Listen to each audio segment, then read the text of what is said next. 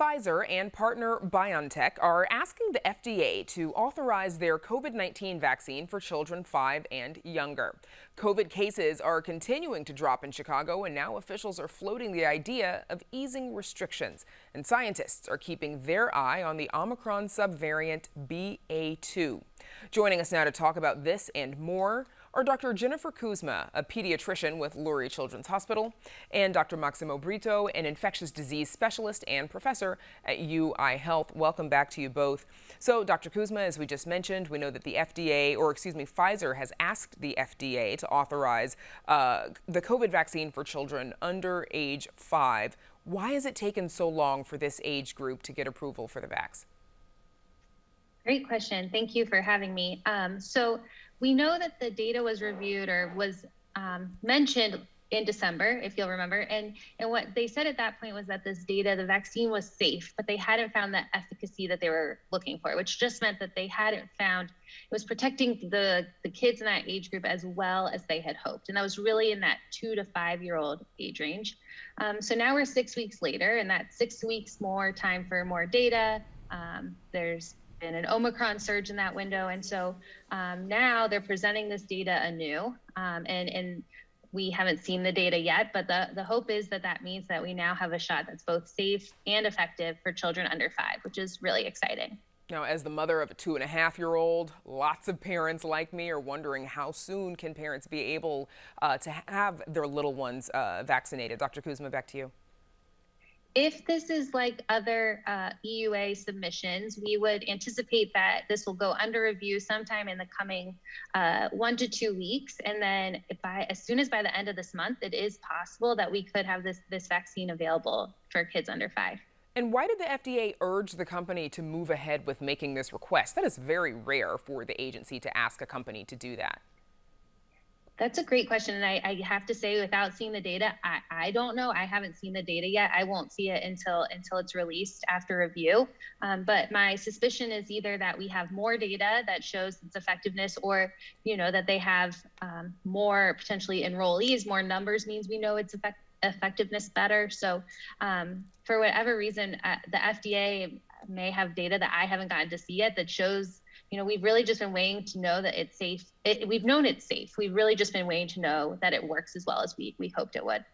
Now, CDPH Commissioner Dr. Allison Arwady, she spoke today about when restrictions might be lifted as cases are falling. Here she is.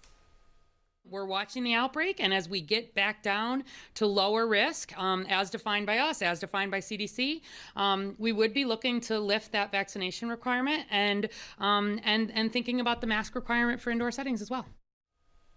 Dr. Brito, at what point do you think these restrictions could be scaled back? I think when we get to a point where the cases are low enough and the intra-community transmission is much lower than what it is now, similar to where we've been before last summer, for example, I think it would be time to ease those restrictions and allow some of the more indoor dining and stuff without a mask. And, as so many people these days have COVID fatigue, Dr. Brito, how do you balance rolling those restrictions back with, preventing further spread? Well, I think that there is COVID fatigue, no doubt about it. But we cannot have restrictions forever, and everybody understands that. So we want to do something that is safe for the public, but that allows people more freedom, because at some point the disease becomes endemic, and then we start reclaiming some normalcy, just like we were prior to the pandemic. But we want to make sure that that is done when the number of cases are low enough, and the CDPH and IDPH determine that is safe by their counts and by their standards. Dr. Kuzma, in early January, we spoke with a colleague of yours from Lurie, Dr. Taylor Sargent, who told us about the large amount of COVID cases that were coming into Lurie Children's Hospital, over 110 patients that were admitted in a 2-week period. What is the current state of hospitalizations for you all there? So we are seeing a decline in hospitalizations, much like we're seeing that decline in positivity across the city. Most recent numbers that I saw is we're below a 100 admissions for COVID. So our numbers are coming down, much like we're seeing that decrease, which is a great thing. And how key is it that children are vaccinated in order to move closer to ending this pandemic? How significant of a group are they? So we know that children, the majority of the children that we have admitted in the hospital throughout this Omicron surge have been children who've been unvaccinated. So there's children who haven't been able to be vaccinated who are under 5 because there's no vaccine available. And then also children in the 5 to 11 year age range that hadn't been able or hadn't received their vaccine yet. So we know that as far as if you get COVID and you're hospitalized, that is by and large kids who are unvaccinated. And I think overall, if we can get the vaccine for these kids, it will help us as we try to not only reduce hospitalizations, but also get back to that sense of normalcy, having parents not have to have quarantines quite as frequently. I know parents kids get sent home from daycare for exposures, preschool, school. And so getting these vaccines for kids is going to really help us as we try and get to whatever that next state of the new normal will be.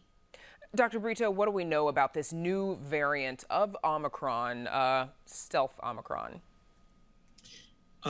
We know it's been spreading through some parts of Europe, notably Denmark, where it has almost replaced the Omicron variant, the native Omicron variant. And we know that it's more transmissible. It's 1.5 times more transmissible. And it has immune escape properties, so it can evade the vaccine much more effectively than Omicron, the regular Omicron is. Now, the good news is that in studies out of Denmark, it hasn't increased the rate of hospitalizations.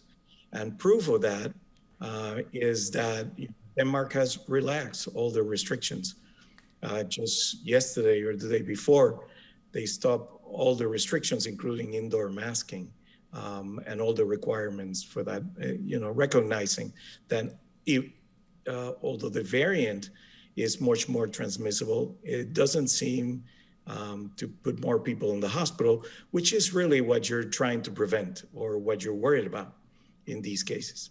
So more transmissible, not necessarily more dangerous. I mean, could this be the variant does this make us have to keep some of these restrictions that we've been talking about?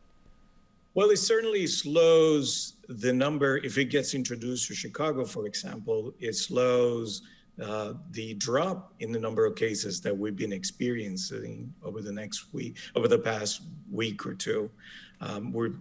We've seen a decrease in the number of cases that is very significant. If we have this variant introduced, then that's going to be slower because there's going to be more cases. But hopefully it won't result in an increased number of hospitalizations and deaths, which is really what we're worried about.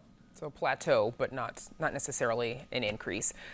We're all hopeful, aren't we? Doctors Jennifer Kuzma and Maximo Brito, thank you so much for joining us.